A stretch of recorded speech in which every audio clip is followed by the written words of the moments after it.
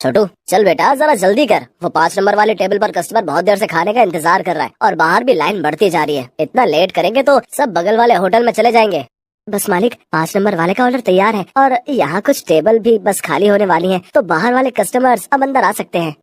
ये है सत्यभान और इसका होटल अतिथि देवो भव। जैसा इस होटल का नाम था ठीक वैसा ही यहाँ का काम था। होटल के अंदर आने से पहले हर कस्टमर का तिलक किया जाता था और फिर बड़े ही सम्मान के साथ उसे बिठाकर खाना परोसा जाता था। इस अनोखे तरीके की वजह से ही सत्यभान का ये होटल बहुत मशहूर था और बड़ी दूर दूर से लोग यहाँ खाना खाने आते थे। होटल के खाने का बढ़िया स्वाद और यहाँ की साफ सफाई भी एक बड़ी वजह थी कि आसपास के कई होटलों और ढाबों को छोड़कर कस्टमर सत्यभान के पास ही आते थे।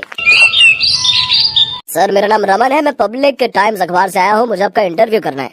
अच्छा हाँ हाँ क्यों नहीं, आइए आइए। रुकिए पहले मैं आपका तिलक करूँगा। हाँ अब ठीक है, अब आप यहाँ आराम से बैठिए। छोटू जल्दी से साहब के लिए गर्मा गर्म कचौड़ियाँ और बढ़िया चाय तो लेकर आ। हाँ तो सत्यभान जी, सबसे पहले मैं आपका पूरा होटल और यहाँ की किचन देखना चाहूंगा। वैसे सुना तो मैंने ये है कि आप किसी को भी अपनी रसोई में लेकर नहीं जाते, लेकिन मुझे तो आपके वहाँ लेकर जाना ही होगा, वरना ये इंटरव्यू अधूरा रह जाएगा। अरे बस वो बात ऐसी है कि आप तो जानते ही हैं, होटल के बिजनेस में सारा खेल खाने में इस्तेमाल होने वाले मसालों और रेसिपी का ही है, और यहाँ मैंने और मेरे साथियों ने बड़ी मेहनत से ये सब तैयार किया है। अच्छा लेकिन आपके यहाँ जो लोग काम करते हैं, मतलब आपके साथी, अगर उनमें से किसी ने धोखा दिया तो? नहीं नहीं, ऐसा तो हो ही नहीं सकता। यहाँ जितने भी लोग मेरे लिए काम करते हैं वो सब के सब मेरे गांव से ही हैं, यानी सब मेरा परिवार है। आज तक का रिकॉर्ड है, मुझे मेरा कोई साथी छोड़कर नहीं गया।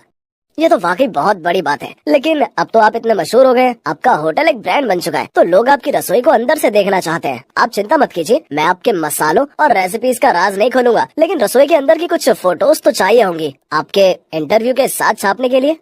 सत्यभान उस पत्रकार को समझाने की कोशिश करता है, लेकिन वो खुद ही उस पत्रकार की बातों में फंस जाता है। अखबार में अपना इंटरव्यू और फोटो छपने की बात से वो बहुत खुश था और इसी खुशी में वो बह गया और उस पत्रकार को उसने अपने होटल का एक एक कोना बहुत अच्छे से दिखाया, साथ ही अपनी रसोई में ले जाकर अपने सारे तौर तरीकों और रेसिपीज का भी अनजाने में खुलासा करता गया। वो पत्रकार होटल की लगभग हर चीज की तस्वीर ले रहा था। इंटरव्यू के दौरान उसने सत्यभान से कई सवाल पूछे, जिनके जवाबों में सत्यभान के सारे सीक्रेट खुलते जा रहे थे।